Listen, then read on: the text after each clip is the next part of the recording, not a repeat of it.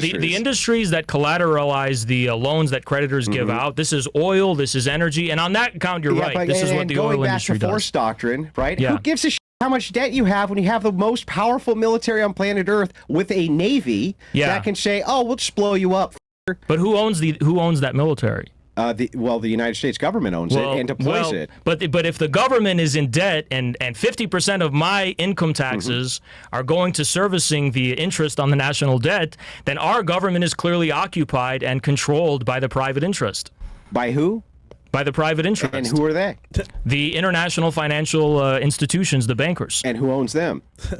That's the thing. There's no individual that owns it. It's an institution that is set aside and is the basis, the purport of this institution. If you had to give a representation between a people group of who owns most of these banking institutions, who would it be? You think it's the Jews? I'm asking you. I don't think it is. I've looked up the numbers. I've looked up the names. I've studied this. I've had my people study it. We do not find any case where the ruling capitalist class is majority Jewish. Now, is there overrepresentation relative to their population? Of course, yes. Is that because, though, Haz? But there is no one ethnic group or ethnic or religious group. I want to make sure I'm totally clear here. Yeah. Okay, real quick. I just want to make sure I'm completely clear here. Yeah.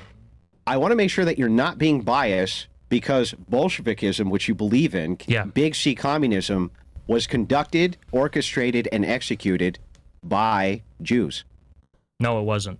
It was. I mean, okay.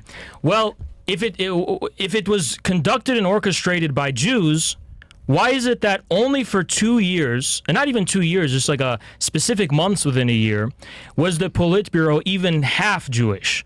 For the overwhelming majority of the existence of the party, Jews were a minority at every level and at every rank of a position you can have. So when you take a whole, take a whole of an organization, right? You can have people who overrepresent different key positions inside of an organization. If they overrepresent these key positions, they're still in positions of authority. Overrepresentation doesn't imply control. That's just relative to your population. That's true, unless we have the positions of which they're in control. Such as which? So for instance, inside of a bank, right? Yeah. You would look at who are the policy makers. Yeah. Inside of government, you would look at the same thing. Who are the people who actually? So in the Bolshevik Party, who controlled everything in the Bolshevik Party then? Who? You tell me. It wasn't Jews. Well, who was it? Well, okay, we have Stalin as the general secretary. He's not a Jew. The major Jew is Lazar Kaganovich, who's the commissar of transportation. Okay, so that doesn't sound like having an office or an administrative position where you're like controlling everything or controlling everyone. All of the main positions of executive control. I mean, for a few years, you had an NKVD chief who was Jewish. That was Yagoda, right? What about, after Yagoda, he gets purged, he gets shot, so clearly he wasn't the boss. Lenin wasn't Jewish. Okay, what about Trotsky? Trotsky was killed, okay, and he was kicked out in 1926. He wasn't even a Bolshevik. Was he Jewish? Trotsky was a Jew, but he was not a Bolshevik. The thought leaders, right? He's not a thought leader. The thought leaders definitely were Jewish. Nope. Nope. Yeah, I can give you a list. I'll explain. Give me the list. I'll explain the history to you. Okay. Trotsky, the Bolshevik Party existed for decades. Understand? That was Lenin. That was Stalin. These were the OG Bolsheviks. They were a group that stuck together, right? Trotsky was never part of this group. Trotsky latched onto the revolution at the last moment in 1917, and because of his pledging of support and enthusiasm, the Bolsheviks let this guy in. Okay. Now, when all is said and done, the Civil War is over. Trotsky is trying to usurp power from the Bolsheviks. Stalin has to come and say, "You're not one of us. You weren't an OG. You weren't there with us in the very beginning."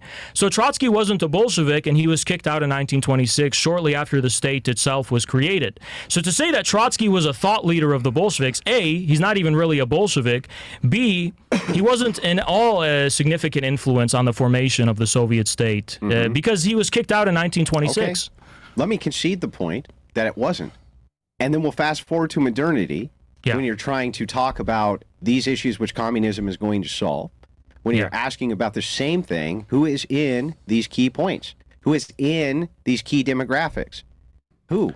Who, in terms of their ethnicity, or what do you mean? Well, I'm asking the capitalist class. Yeah, so who's in control of the means of production of information? Let's start with that.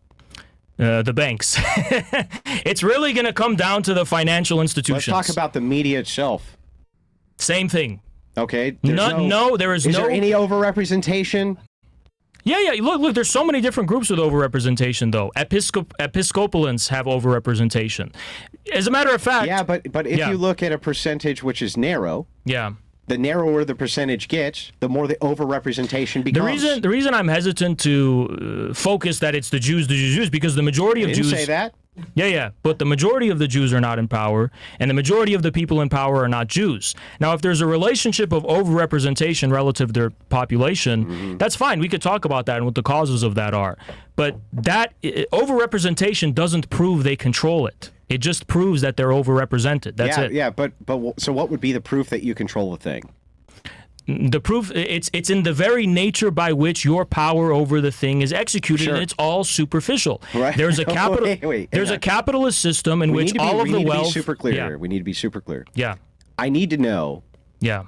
How do I know if you're in charge of a thing? How do I know that? You will know them by their fruits. Right. You know them by their fruits. Right. Okay, so... All we need is critical positions. That's it. Okay. The critical position, the decision-making, this type of thing. Okay.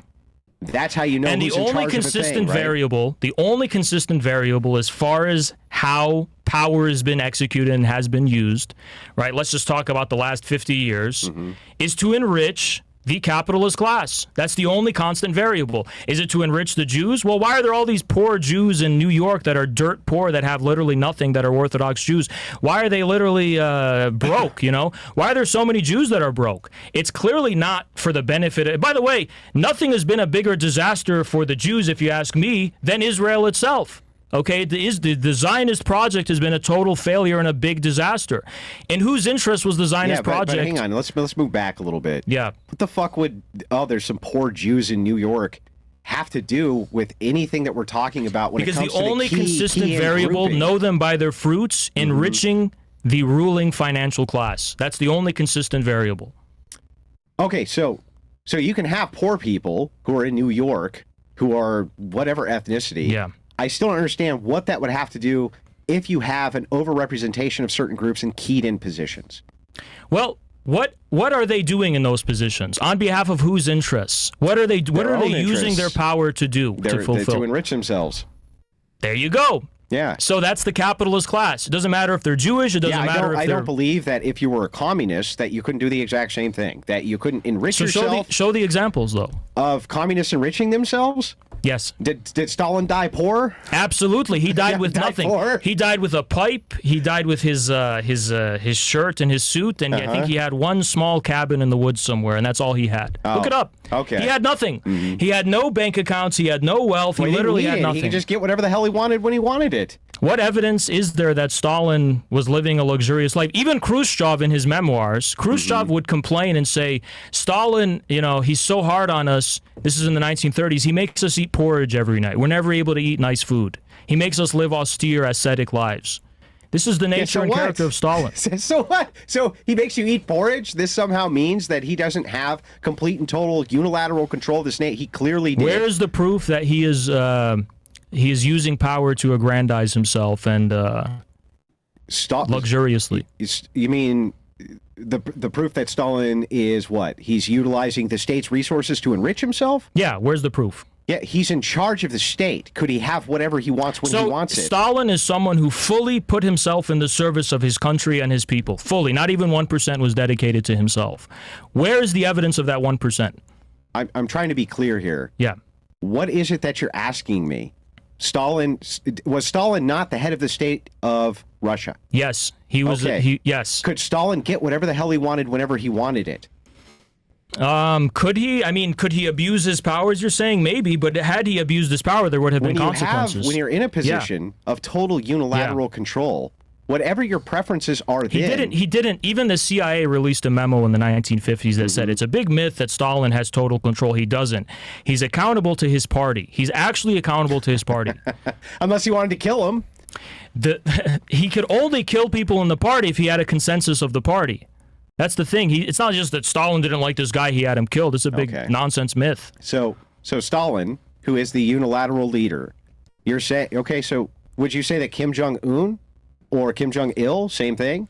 The problem is we have an information blackout because all we get from North Korea are bullshit stories like Yeonmi Park and all. We have an information blackout. The reason we know as much as we know about Stalin's Soviet Union right now is because when the Soviet Union collapsed, the archives opened up. So we can actually look and see about how it was working and what was going on. We have CIA stuff that was leaked, all this kind of stuff. North Korea, there's not a lot of information, and the only information we do seem to be getting is bullshit, you know? Yeah, but so let's move back again. When you're talking about North Korea, you say, okay, there's an information blackout. What I'm asking you specifically, though, you say Stalin has never used his position of power to enrich himself. Where's the evidence of that? Yeah. So when he's in service to the people, what is he doing as part of this service? What is it? Leading them. He does what a leader does. Doing what? What do you think a leader does on their day-to-day tasks? What is Stalin doing here as the position of leader? He is attending to the and overseeing the business of the state, making sure that the 5-year plans are being executed correctly, attending and being he's literally reading the letters of ordinary people that are being sent on a regular basis to him. He's actually reading these things and replying. He's overseeing the people that are under him, making sure that they're doing their job. He's consulting with all the different departments of the state in order to make sure that everything... This is what leaders do. How many people died under his reign due to the massive famine, which was caused... The one in 32-33, yeah. where there was a combination of one of the biggest droughts in their history, and there is proof that the Kulak class was destroying and burning grain as a form of political resistance. There's also massive proof that they were trying to reallocate and redistribute these supplies, and they were literally putting them in grain houses and in storage units and things like this. They were rotting away because they were trying to distribute equally these types of supplies. The famine was a disaster, but let's actually place things into context. Sure. Real quick, guys. Yeah. We've been going 35 minutes on this topic, and I didn't want to stop anything because you guys were going.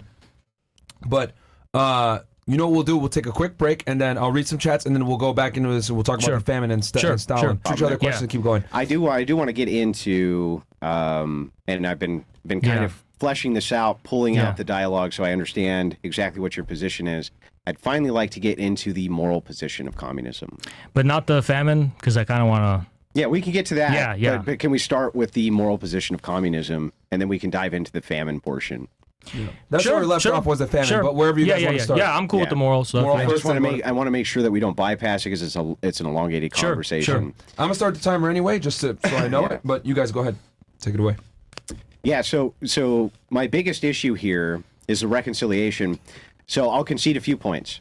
There's no doubt that Haas knows far more about communism and communist history than me. He should, right? He's not an orthodox apologist, for instance, nor so I expect that he knows inside of his domain more than I do about X thing. But it still has to, from his view, logically add up to two things. One, the practical application, which I can concede even there could be some practicality to communism. But I need to know the moral implication. And this is what we're diving into, is the moral implication. And I need to know what you're basing this on other than your own intuition. And if there is something external to your own intuition, and why we should follow it. I would say, and I'm gonna posit this, that people themselves need to have something which is higher than them to move towards. I think that you would say the same thing with the state, right? But history, when it comes to decadence, right? How's communism preventing this except with the barrel of a gun versus argumentation and the ethics around argumentation that you find from religion and theology? And I'd like to dive into the moral discussion of that. You know, I think, it's a good question. I think that, I reject the separation of morality from the other spheres of this, the division of labor, so to speak. I think that a human existence, inclusive of its economic reality, inclusive of its social and political reality, and its historical reality, is infused with the moral. The moral has significance for every historical era, for every historical situation we find ourselves in. So, for example, we don't have to get into the conflict itself, but just an example, you can agree. I think, for example, the question of morality for a Palestinian, it's not a question of propositional logic. It's not a question of reasoning. It is based in a concrete historical circumstance in which their people are being occupied by a foreign aggressor, and it is yes, maybe it's a matter of intuition, but it's the clear moral path, which is to resist, right?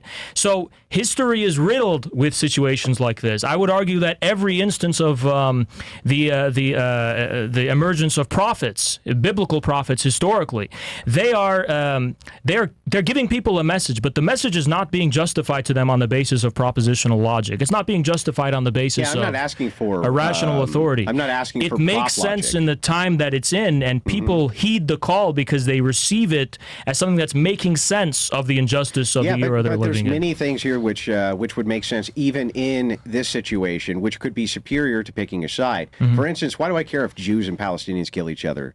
Fuck them, right? What do I care? Yeah, but if you were a Palestinian, you would regard it as the moral thing to resist. Or no? if I was a Jew, I would regard it as the moral thing to exterminate the Palestinian, right? But what kind of morals would you have? I think as Stalin... But this is why I'm asking for kind of the epistemology here.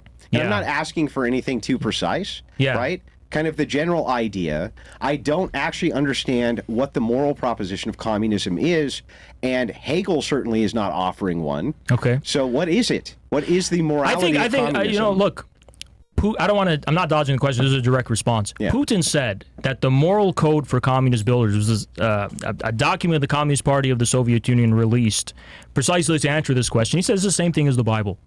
It's the same thing. It's not the same thing. Well, in my view, the morality of the communists is not a morality separated from the one that is actually ingratiated and is based in the historical existence of the people through the Bible, through the Quran, through the Confucianism in China, for example. The communism doesn't killing the Christians. They weren't elevating them. Communism, we can get into that, but communism doesn't propose creating a morality from scratch. We regard the real moral sensibilities of the people as they actually exist, as they've been inherited and passed down by generations. What are those moral, what is the moral thing we should be moving towards? We are no longer... that question is a descriptive question. It's not a propositional one. It's not what should it be. It's what is it. It's a question of analysis. So, for example, we can say the morality... It's also a question of the analysis Hang on. I'm sorry. I don't mean to cut in. I want to clarify, though. Yeah, there's a descriptor, that's true, but we're looking at an is and an ought here all the same. Yeah. So you say, okay, we can adopt to the description of whatever the morality is. Clearly, you're not going to adopt the prescription of the morality of, like, putting someone on a pyramid, cutting out their heart, holding it up to the sun god. You would say, no, we're not doing that. But human beings did do that for a long period of history. Yeah, but that doesn't mean communism would endorse that. No, absolutely not. So it's moving towards some because moral communism something. Is not something that is separating itself from the development of history. It's the culmination of history. We're not here to reject the Bible and reject the religious traditions of the people. Then what is your grounding to say you can't take them on top of pyramids and cut their hearts out? Why does there need to be a grounding for that? Why does there need to be a... And by grounding, by the way, you're talking about propositional logic. You're talking about something that is basically the self-consistency of a concept. Well, we do need to know I regard that, but I regard that as an impossible... why we're moving towards something. The foundation of morality does not lie in logic. The foundation of morality lies in existence. It lies in the real existence of people, struggling to make sense of that existence in relation not only to themselves, but toward others and toward the natural world. Oz, let's back up a little bit. Yeah.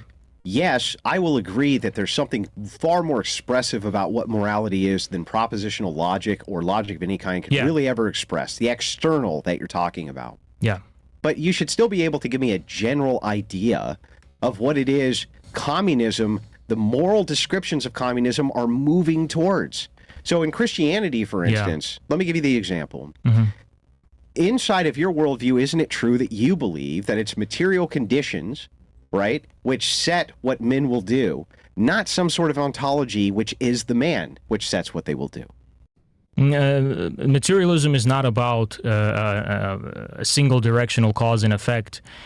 What man is doing is a material reality. It's not that the material reality is the cause of his actions. The context by which his actions are suspended in a way that reproduces his real existence is a material existence. So how do you win? So if this was a video game called Communism, the game, what's the win condition? What do you mean? Inside, so if you have a video game, let's say you have World of Warcraft, it's going to have its own economy, it's going to have its own player base, it's going to have its own everything, right? It's not reality, but it's like a demi-reflection of reality, right? So inside of the game, there's going to be a victory condition, right? The victory condition is, kill this bad guy, right? You beat the game. Okay. So what is communism's answer to beating the game? So the Christian answer is theosis. That's how you win. You beat the game, you become more like Christ, you enter into theosis. This is our objective. What does that actually... Hang on. This is what we're moving towards. This is what we want. Theosis. That's the victory condition. What's the victory condition inside of communism? What is it? What is the thing that we're moving towards so we know we beat the game? Broadly, I would say the overall development of the productive forces and the prosperity and well-being of mankind. And how do we know that that is the moral thing to move towards? Probably in terms of population growth and the growth of wealth. So, the growth of wealth? The growth of wealth and the growth of human beings. For the nation or for the individual? For the people, not just for the individual. Of course, not just for the individual. And how is it that you, Haas, describe what is a wealthy person? What is wealth to an individual?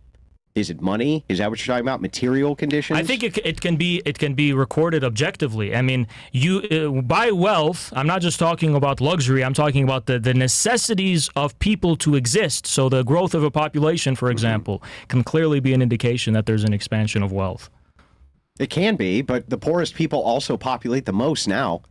And they could not survive relative to, They survive better and often than the rich who abort their kids, and the middle class who abort their kids. But if it was not for at least a relative degree of the expansion of the overall productive forces and material wealth, they would not be able to survive. The poor seem to survive better than the rich do. Then why weren't the rich don't reproduce? Then why weren't there 8 billion people in 1800?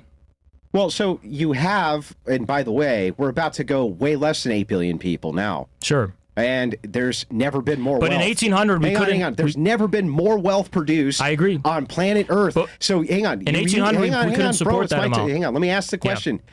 You have just contradicted yourself. How could it possibly be that we have now produced more wealth on planet Earth than ever before, but we're moving into a birth rate crisis like we've never seen before? There's no possible way that we're going to be able to reproduce at 8 billion long term. That's fine. No projection. But in 1800, 8 billion people could not exist on Earth, because the material wealth and the productive forces and technology wasn't advanced to a sufficient degree to support them. There's also an issue of it takes X amount of generations to reproduce X amount of people. We don't know exactly when the starting point was. How long do you think human beings have been around? I don't know. Neither do you.